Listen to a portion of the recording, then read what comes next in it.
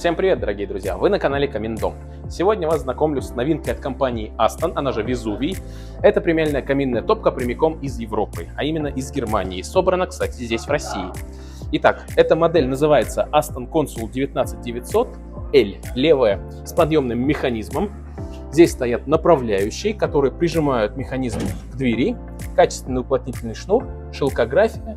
Дверь в бок открывается для обслуживания. Просто потрясающе. Внутри литьевая керамика используется. Присутствуют все необходимые опции. Вторичный дожик, длительное горение. Диаметр патрубка 220 мм по внешнему диаметру. Здесь можно увидеть как раз механизмы контргруза.